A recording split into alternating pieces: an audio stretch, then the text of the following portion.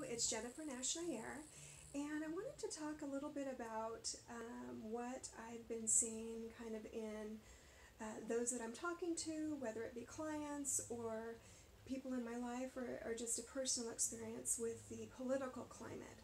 And by political climate, I'm not talking about any specific party or any political view. I'm talking more about the climate. And recently, seeing the Supreme Court and kind of having a view of what was going on with Judge Kavanaugh and Dr. Ford, and just kind of being witness to the different reactions and the divisiveness of people. And we all know that the last couple of years, what we talk and hear about so much is the divisiveness. And with the different movements that are going to, with the intention to empower, I wanted to talk about how we can look at this lens through a grief lens, or this climate through a grief lens, and in so doing we can then empower ourselves. So I want to first talk about the intangible loss of trust. And I really feel like in the political climate, I've never been a politically or very strong political I haven't gotten into politics. However, it feels like at this point there's a lot of loss of trust in kind of our leadership, and I'm not necessarily saying the actual president. It's not limited to that. I think when we watch things with the Supreme Court, I've heard many wonder what is going on, and do we have trust? Are we certain that these leaders are kind of doing what we need them to do? And so I believe that there's been a huge loss of trust, kind of just in the political process, and just really in those that are leading. I don't think that this is necessarily a new thing. I think that it has happened before. We talk about the divisiveness right now, and so I wanted to also kind of say that I think there's a loss of trust, or there can be a loss of trust in really our fellow Americans, and kind of just really wondering, because there's such a strong divide and such opposite values and opinions going on, that we can really kind of be at a quandary, I think, sometimes, at how can someone see something so differently, and how are they not seeing what I'm seeing. So I think that this has led to a loss of trust in those that don't believe as we do. There can also be, depending on the relationship to the policies that are being passed, there can be a true loss of safety and loss of certainty about keeping families together.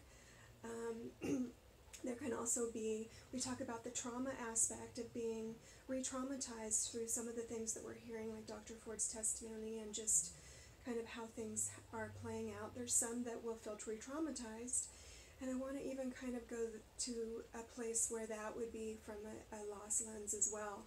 So trauma being at the core a real loss of safety, a loss of control of our body. And so I want to I wanted to bring up the grief lens, because I really think that in empowering ourselves and being able to do things that will help our response, I think it's important to look at it through a lens that we can identify and do something about. So what do we do about kind of this loss that we have? And I think one of the things is to go from the large perspective, or the macro, which we see things on the news, or we see on social media, I think, that can kind of be sharing stories that have an overall view, and kind of also usually are fear-based. And so that can increase our anxiety. So I would encourage us to go micro, and to go into the personal relationships we have. Is there a trusted relationship that either has a similar view as you, or has a very different view, that you can kind of plan to have a conversation with, and be more aware of that we need to take at least 1% responsibility for how we're reacting to anything that we feel, or that is being done to us, or that we are experiencing. So kind of knowing that there is a real accountability and responsibility to how you are feeling about a certain situation, and to increase that sense of control. And I would say to even increase that sense of control by doing something in our communities. It doesn't have to be something big.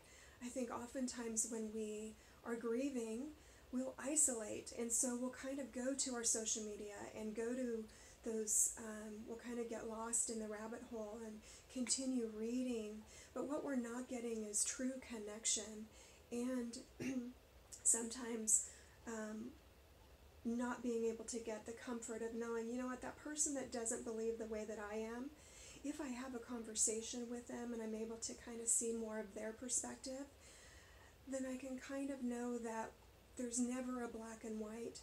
It's always nuanced, and we can definitely increase our sense of control and increase relationship in a time where a lot of us are kind of going to isolating, or kind of keeping with those people that believe and think exactly the way that we do. And so I just wanted to share this. It was something that I was saying, and I kind of was wanting to really identify that that loss that we may be experiencing at this time. And so thank you for listening. If you like what you hear or interested in what you hear, please go to my website at JenniferNash-Naiyer-Therapy.com and look for more. Thank you. Goodbye.